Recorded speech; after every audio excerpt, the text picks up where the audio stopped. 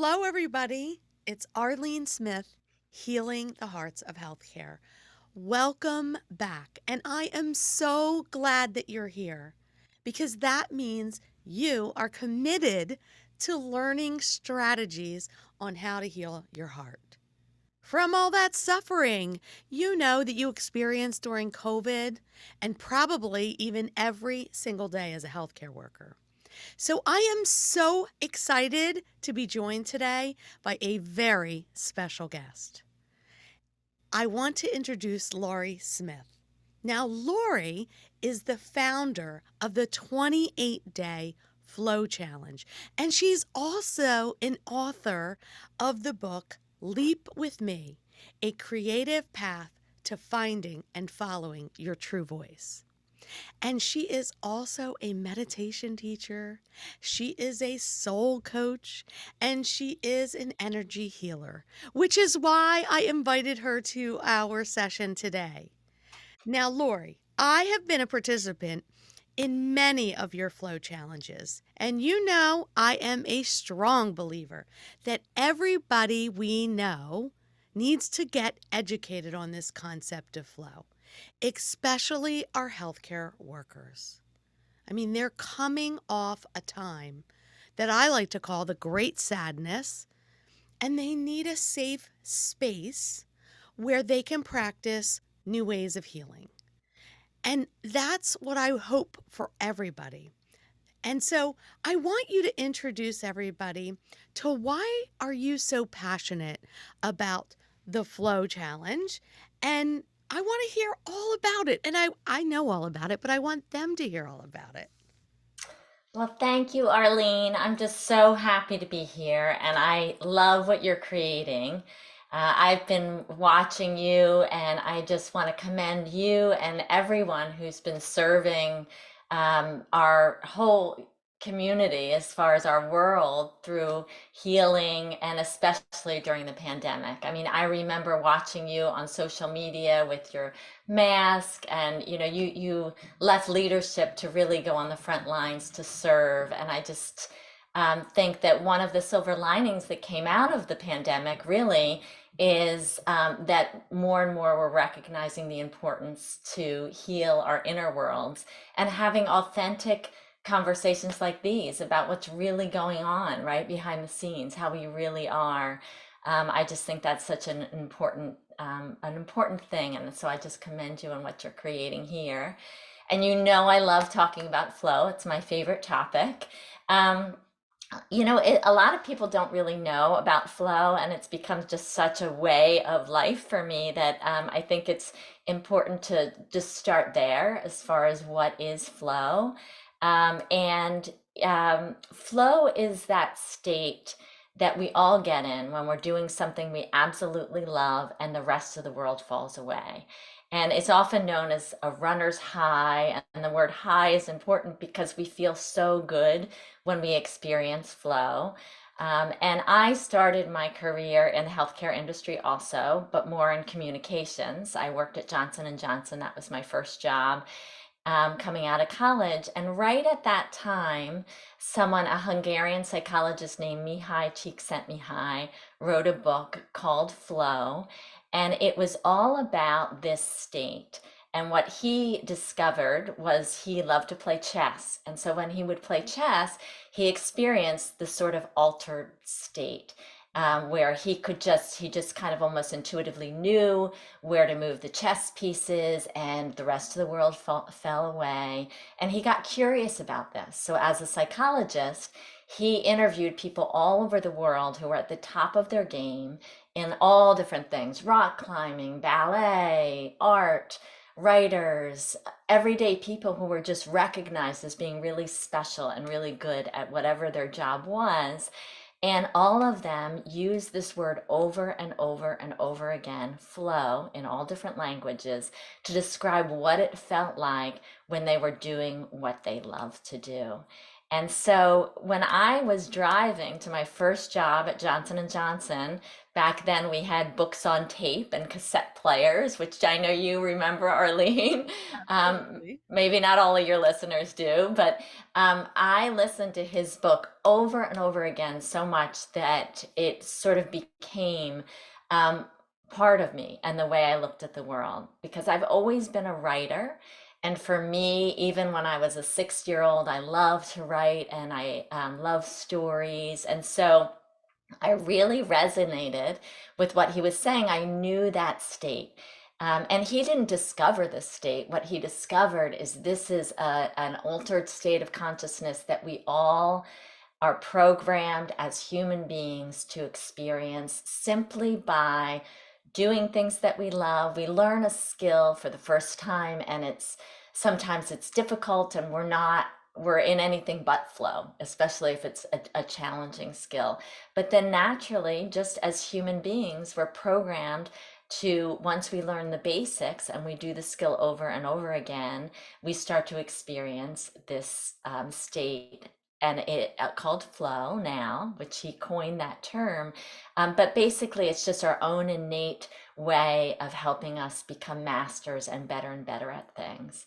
But what I love about flow, after working in communications at Johnson and Johnson, I started my own communications business, and that gave me the flexibility to study lots of different things. And what I discovered was, really, I think one of the reasons I was led to work in the healthcare industry as a writer was because I also had this calling to work with individuals and help them heal, not necessarily as a healthcare practitioner, but as a coach. And so I just started studying all kinds of things. I studied something called neurolinguistic programming, which is called also known as NLP, which is a form of therapy and coaching that really helps people connect with their inner voice and this inner knowing. I studied lots of forms of intuitive healing and energy healing and life coaching, and everything was based on, for me personally, the intention of helping clients connect with their own inner voice, their true self, what I call that soft, still voice within, that peace. And as healers, you know, Arlene, and your listeners know that there is that healing energy in everyone's body, right? So, like medicine and all of what we do in healthcare and healing is all meant to help support the innate healing capacity that we all have in our bodies. And so, for me, that's sort of all one and the same. That inner voice that guides us to our best path and knows what's in our best interest, and that healing energy that's in our bodies. And so everything that I've been doing for the last 3 decades has really been focused on, in my own personal life, trying to connect with that stillness within myself so that I can do what I do as best as possible, whether that's being a parent or whether that's writing or just doing, responding to whatever challenges come my way, but also supporting others in doing that. And what I absolutely love about flow, and this is what just lights me on fire about flow and why I feel so called to share flow with others, is that all of the things I studied, all of which I love, teaching meditation, coaching, often they're linked to a formula or a methodology or steps that we need to learn from an expert, or they're associated in some way with a certain, either a belief system or language. For example, in yoga, we talk a lot about, connecting with our inner light. Well, for some people, that language might be really comfortable and just wake up their inner knowing. And for some people, that might be a block, and that just might shut them down. And what I love about flow is it's not linked to anything man-made, it's innate. And I traveled around, my husband and I and my family, we took a cross-country trip shortly after the pandemic, when we weren't flying and we weren't traveling. And I interviewed people that I met along the way, and I explained really briefly, just, have you ever had that feeling when you're doing something you love and the rest of the world just falls away. Yeah. What do you love to do that experiences that feeling? And across the country, all across the country, people instantly had a response. And what I absolutely love is the response is different for each of us. Yeah. And so we all have different activities that we that come to us most easily, where flow comes to us most easily doing.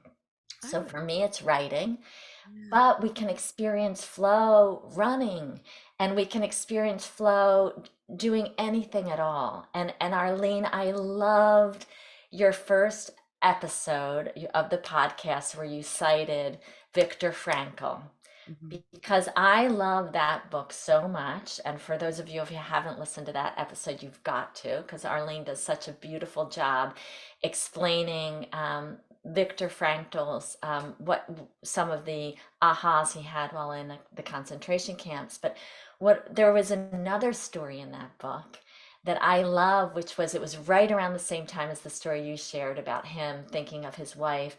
But it was also, I think he was digging ditches or he was doing something that was just so, just those kind, we all have those jobs, although, it's just unfathomable what he experienced.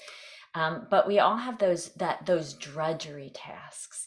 And what I love about the story as he describes it is he's digging ditches, but he's finding ways to make it challenging for him, to make it purposeful for him, to challenge himself to do it a little differently, or to feel the rhythm of the tools as he's working, or to connect with something greater, like the vision of his wife that Arlene describes. And that's such an important message about flow.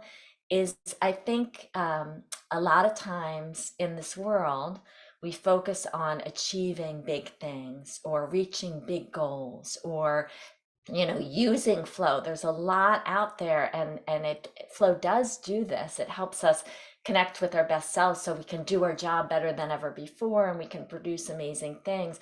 But what it's also amazing at, and what I am so committed to with my flow challenges, which I'm sure we'll get into in a little bit, but is how flow can be, once we learn to recognize flow, and we often do. We see, our favorite singer-songwriter doing playing a concert, and we can tell that moment that's a performer or an actor or a child or a loved one or a coworker goes from sort of being in the normal state that we all are to kind of slipping away a little bit into their own zone. It's magical to witness.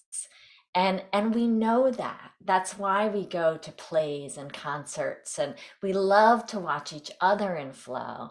And so that's a great way to get to know and learn about flow, and is watching others and also paying attention to ourselves, because the really important message about flow is that we can experience it not just doing that activity we love, like for me, it's writing, but we can also experience it digging ditches, which Yeah. is what Viktor Frankl described. And we can experience it unloading the dishwasher. And it all comes down to not looking to the outer world for what they would deem a success, but it's finding creative ways within us to give purpose and meaning to a task in a way that excites us and engages us. And that's the magic. That's the uniqueness of flow. And I often in the courses I teach, as well as in the Flow Challenge, but I also teach workshops. And I often tell the story of our puppy. We have a little Havapoo puppy. And I wanted a dog that would play catch with a ball. And she's too little to hold any ball in her Right. mouth. And so one day she discovered a ping pong ball, and we have a ping pong table in our garage, and she started playing with it. And she invented this game on our couch where she would take the ping pong ball to the edge of the couch and she'd push it off the edge of the couch and it would bounce, bounce, bounce, bounce. And then it would reach that point where it would get perfectly still. And at that split second, she would take off and she would chase the ball and she would, it would be hard to catch and it'd be bouncing all over and she'd finally get it and she'd run around and then she'd get back to the same spot on the couch and she'd do it all over again. And I love that story because it basically explains flow. Yeah. She's in flow when she's doing that, and she's so joyful and she's so creative and so inventive and so curious about, well, if I do this with the ball and if I do that with the ball, and it's just such a joy to watch. But we all have that. What I've called in my past books and my workshops, the true self. And that's what the work I do has always been focused on, the true self. But now I'm starting to think of it as the flow self, because we all have that inventive, Yeah. curious flow self within us. And if we can connect with that over and over as a habit, and if we can find fun, joyful ways to connect with that self, and find our own unique path to finding flow in every day, I just think it's amazing what can happen. And I've experienced that in my own life. And Arlene, I know you have too. And I didn't even explain how the flow challenges got started, and what they are. But Yeah. basically, during the pandemic, as you all were out there serving and doing such important, valuable, and traumatic work on the front line, I was one of those parents at home that got the email and found out that the kids weren't going to school the next day. And my kids, who were young teenagers at the time, were inundating me with all those questions. Well, why can't they have the sleepover the next night? And Right. do we have to listen to these rules? And I found my anxiety just rising as theirs rose, because we're all interconnected. And I just felt so overwhelmed by the not knowing. And that moment, those first days of just not knowing, right? And that I challenged myself, okay, for 5 minutes, just 5 minutes a day, I'm going to do something I absolutely love doing that gets me in a flow state. And that's how this all started. And so I started writing. I didn't have a regular writing practice, although I've been a writer my whole life. It was a time in my life where other things had come to the forefront.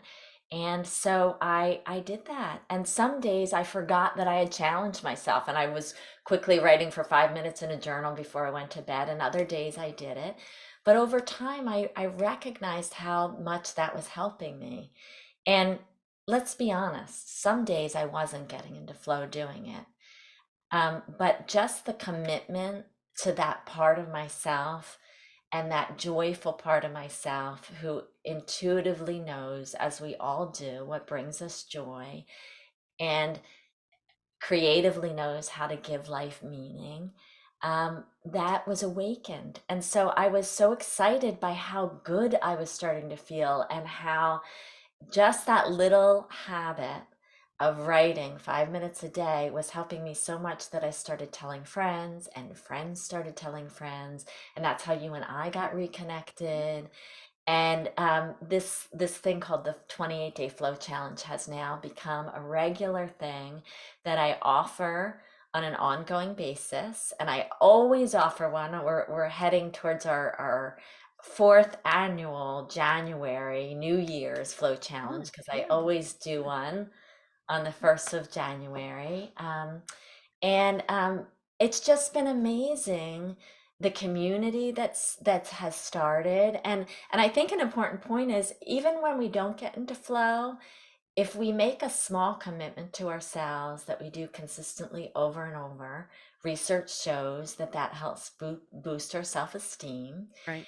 And when we do things that we love, like creative hobbies, research shows that that helps boost our mental wellness and has a great benefit on our overall wellness and our overall happiness. And flow, when we're in a flow state, when we're lucky enough to experience that, it releases all kinds of wonderful neurotransmitters in our body and good feel good hormones. So it biologically helps Right. us, benefits us too. So so I that's would the agree. I story. mean, I think I think that there were so many experiences when I look back and I look through my journals, right? Even in those times of suffering, very similar to that passage that you talked about in Viktor Frankl's book. And by the way, I do too love that passage, right? Because it just speaks to all of us as human beings, right? There are parts of our lives that they are filled with suffering and drudgery, as you mentioned, right? And so getting into that state in the way in which we shape our mind, it's a game changer for so many people. So when I think about flow and I think about the 28-day challenge and I think about how for 28 days you're choosing that thing that you are passionate about, that you want to explore your inner self, that inner voice of just that's been calling out to you and saying to you over and over again, come and find me. I'm here. Just trust and have faith, right? So when I think of that for healthcare workers, this is why you're here, right? Because I immediately thought this is a way of healing, right? And if we think about the truth of the matter is, and I mentioned this I think it's in the second podcast, it's so challenging working in the field of healthcare because it's full of unpredictability, right? We have this idea or we have this belief system that we all want to go to work at a place and feel like I know what I'm going to be doing and I know that I'm going to be successful and I know exactly how I'm going to do that. And as a nurse, right, in the field of healthcare, that's a belief system that you have to dispel and you have to put it aside because the truth of the matter is there are so many things that influence your day that are really outside of your control. And so you can enter work in a very anxious state, you can leave work in a very anxious state. And part of my reason for wanting to do this podcast was to give people the tools in their still, soft, quiet reflection where they could come back and really look at things and say, how do I give myself self care?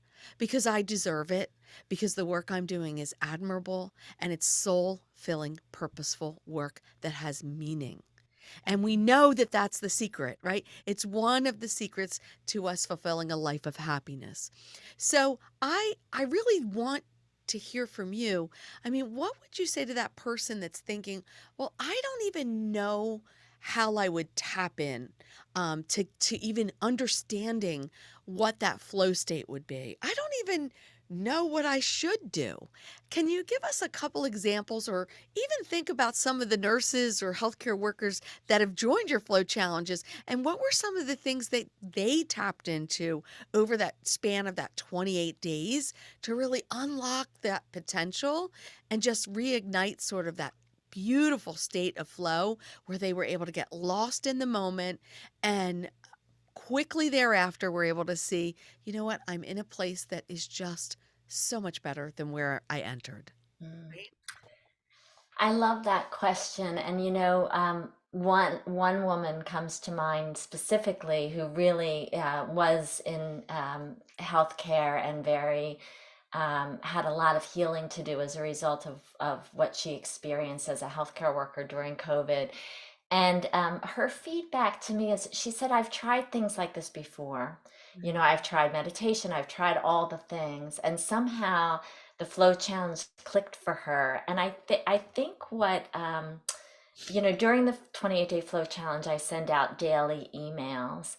And I really, while I lean heavily on the research about flow, I also believe in sort of a greater flow, that there's a connection between our internal and the flow of energy all around us. And I know you've talked a lot about that, like the energy we bring is infectious and it affects everybody.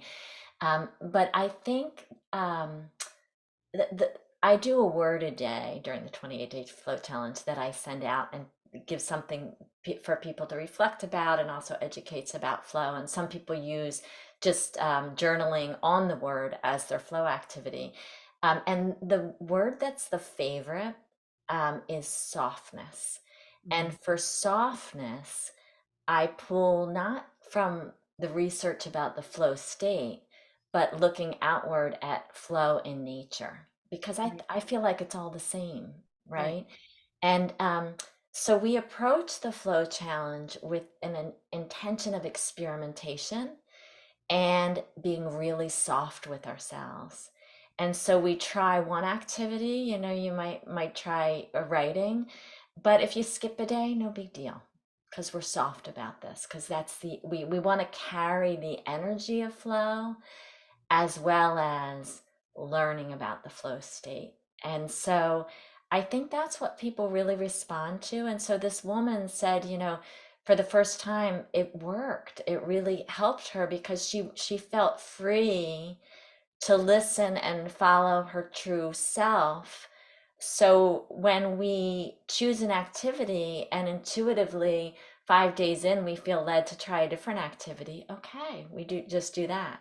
yeah, So some people have a group of activities that they pull from. And so, I mean, I think if there's one piece of advice I'd want to give to anybody that wants to experiment with flow, it's first start with listening to your desire, right? Not your desire to be in a flow state, but your desire, like what is that inner self, that inner voice, that true self? What would bring you the most joy today?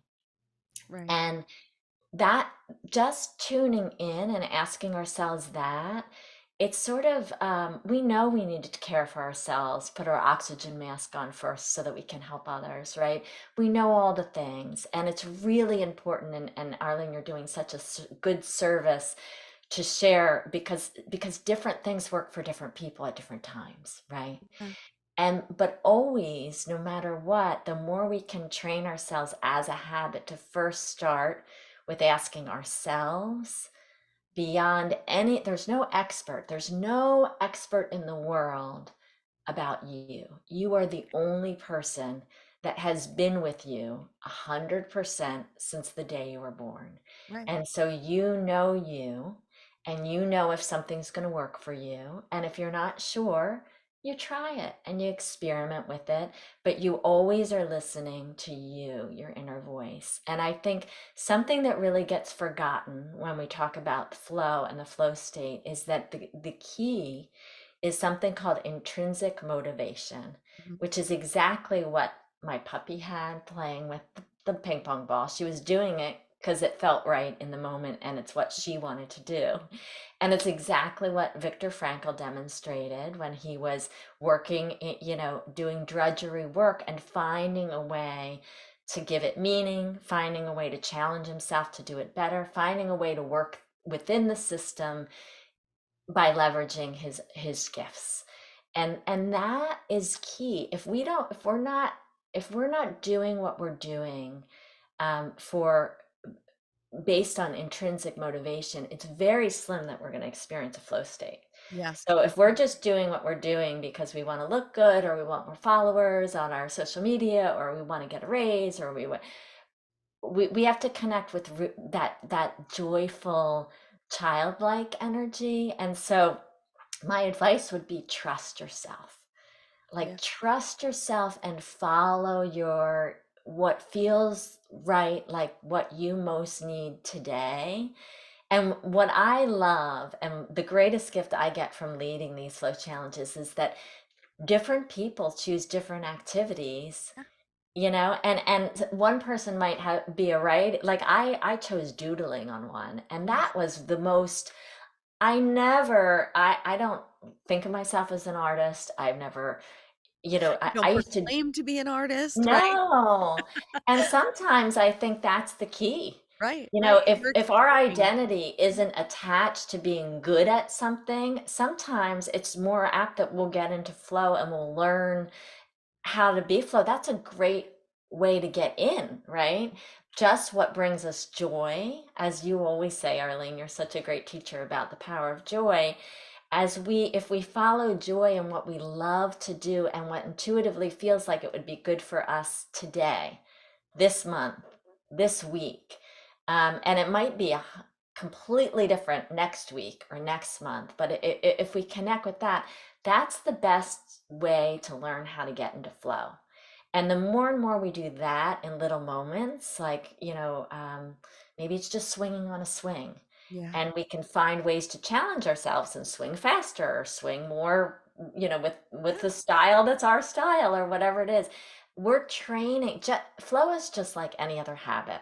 Like we know, I used to play violin when I was in high school and college, and my violin teacher would have me do like little exercises to strengthen my fingers, like just, pick up one finger at a time.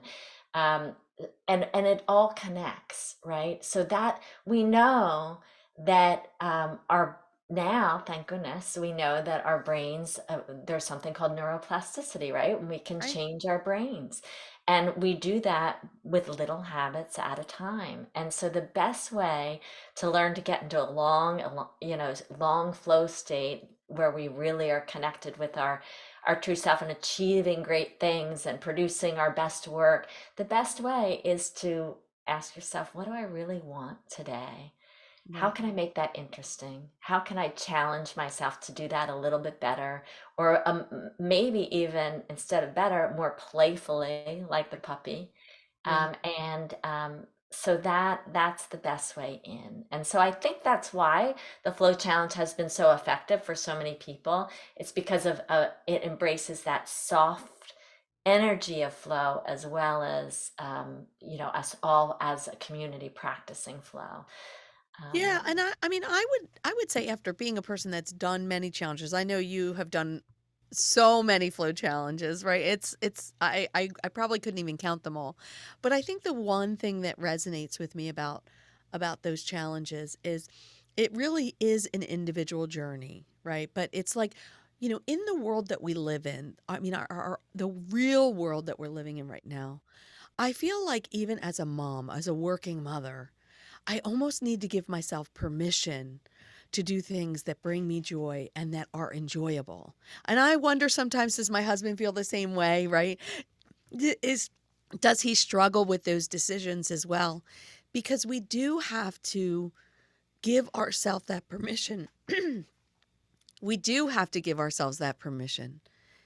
And it's so incredibly important to be able to be in that childlike state, to be able to relax a little bit and soften ourselves for the day.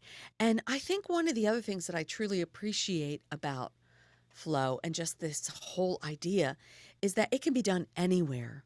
So, if someone decides that in the mornings I typically am at my most creative self, that I'm going to practice flow in the mornings every day for 15 minutes and I'm going to set my timer and I'm going to do those things.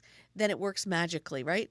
But the beautiful thing about being a healthcare worker is if you find that you have that moment where you really could benefit from finding yourself in a state of flow. There's nothing to say that you can't do that where you're at on a break, where you're in your car, on the drive home.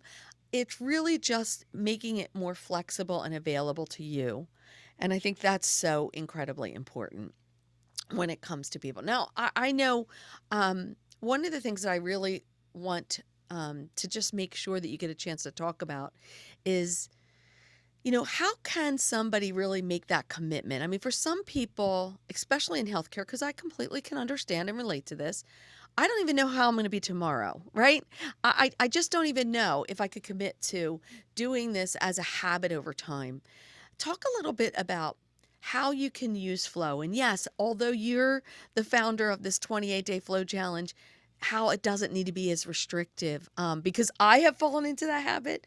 And at the end of today's podcast, I'm going to actually share a poem that I created in one of my very darkest times as a nurse serving during COVID, when I really just felt like I needed someone to carry me, and how that experience really translate. So walk us through that. Like if someone really is struggling and they're interested and they're thinking, okay, I'm going to give this a crack because, I want to heal my heart. I want to be that person where it doesn't matter what happens to me, that I can have those moments of joy and I can experience happiness.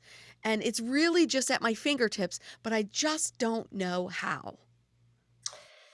It's such a good question, Arlene, and it's such an important point because I remember when for me, it felt rebellious to do Yes, it 5 minutes a does. day to write. And I'm like, what? And I hear time and time, this is why I offer them over and over again.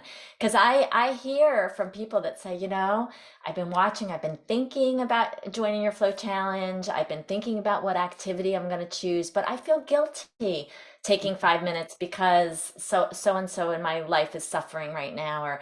And and I think that a couple things. One, what I highly recommend is if you're going to do this, um, have a worst case scenario activity for yourself and have it be 30 seconds.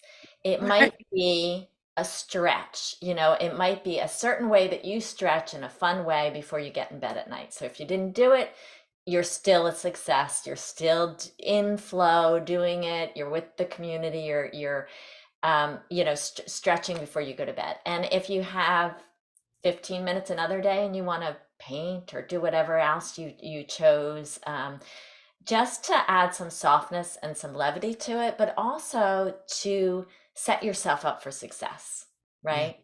Um, so if you skip a day, it's okay. Right. And we often feel better when we're consistent, right? Yeah. So it doesn't have to look any certain way. We can just stretch. So that's the first thing. The second thing is I think it's really important to know that you're not alone. And we Okay. all feel that.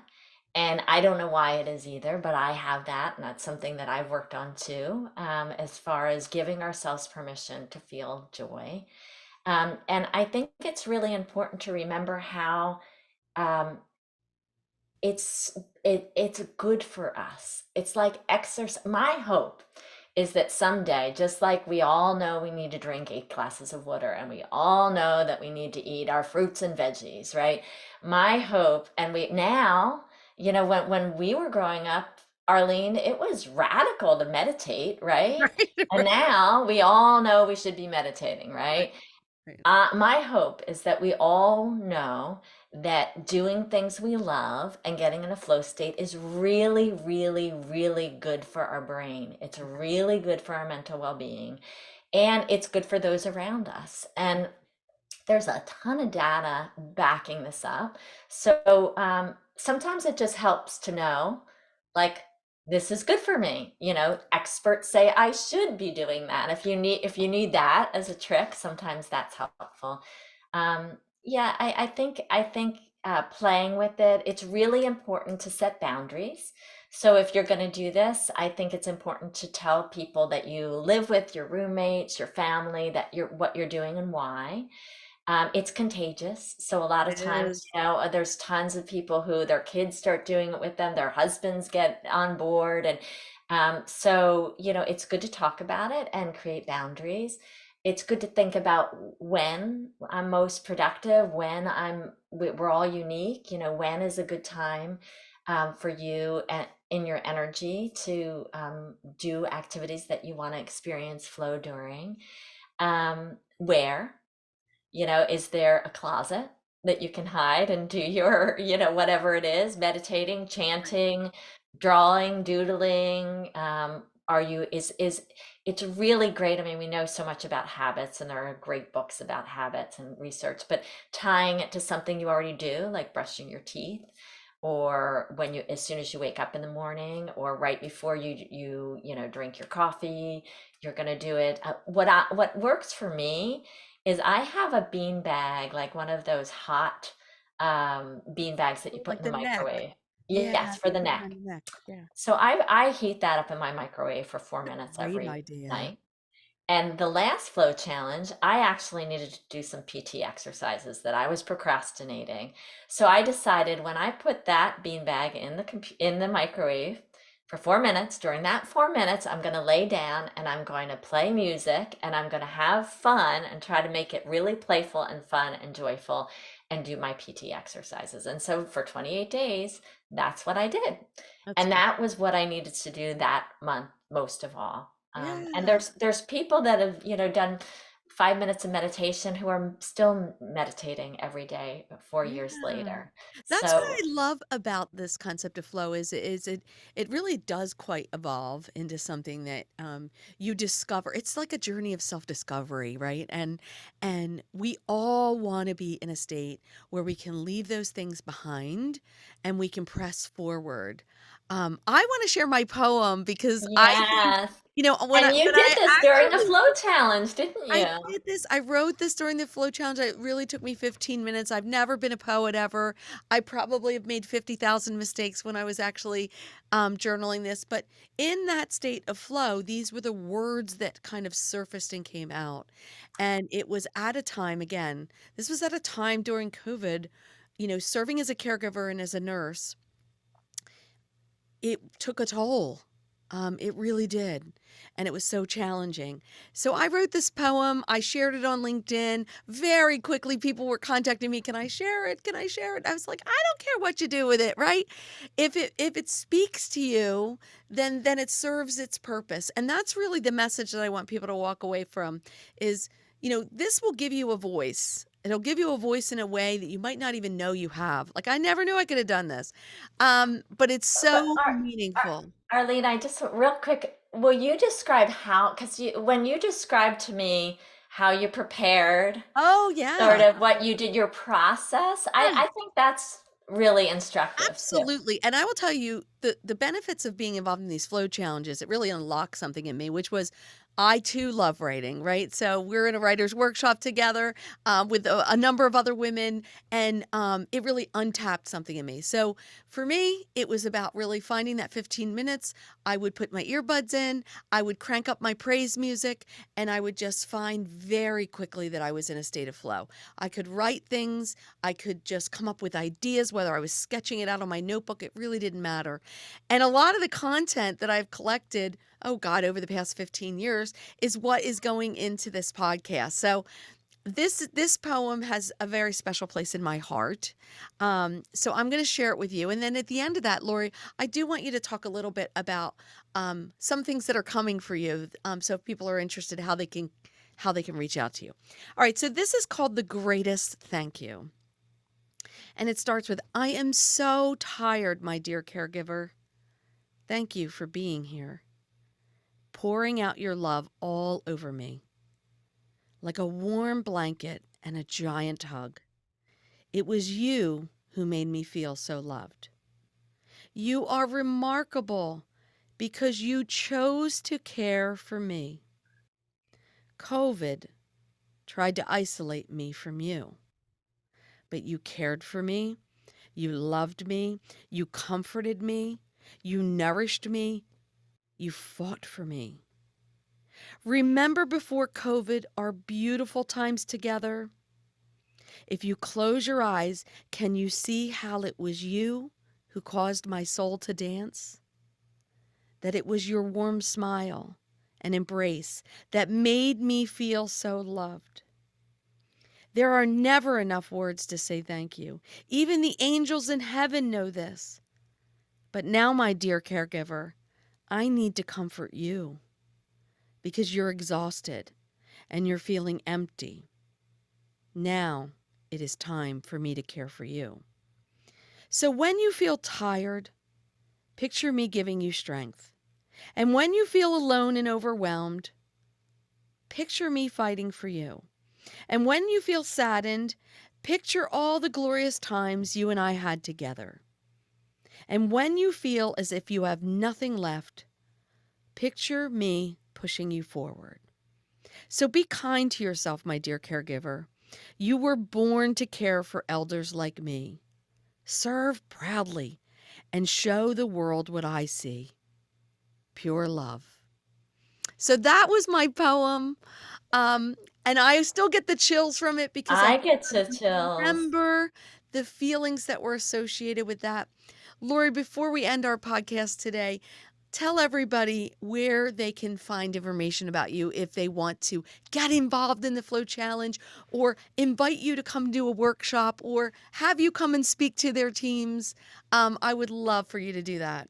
Thank you, Arlene. And I just want to say, whew, I got the shivers. I love that poem, and it's such a reminder that that is flow too, right? When we connect, and that's exactly what you're creating here, an opportunity for us all to connect and experience flow.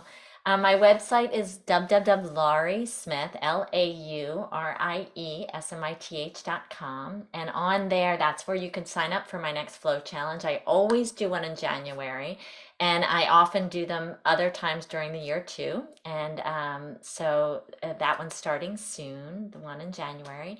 And I teach workshops. I teach workshops on making your dreams come true, your creative dreams come true. I do private one-on-one sessions. I teach meditation, and I also go into organizations and help them create more flow as a tool for having their employees experience the greatest well-being and contributing at the highest level that they can. So, Absolutely. And that is exactly what we want everybody to do in this earth, right? We all have to work, right? But work has to feel purposeful, it has to have meaning, right? So if people could get into that state where they could learn, how do I do this on the job? Boy, they would just feel 1,000 times better. Lori, I just want to thank you for taking the time out and being a guest today, and I honor you and I salute you for sure. thank you. For those of you that are listening, if you don't hear it enough, know that you are loved.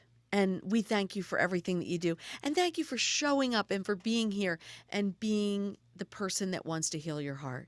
So join me for our next podcast, Podcast 4, where we will be exploring how to forgive ourselves from all of the trauma that went into what we experienced as healthcare workers. Have a great day, everybody, and I look forward to seeing you at the next podcast.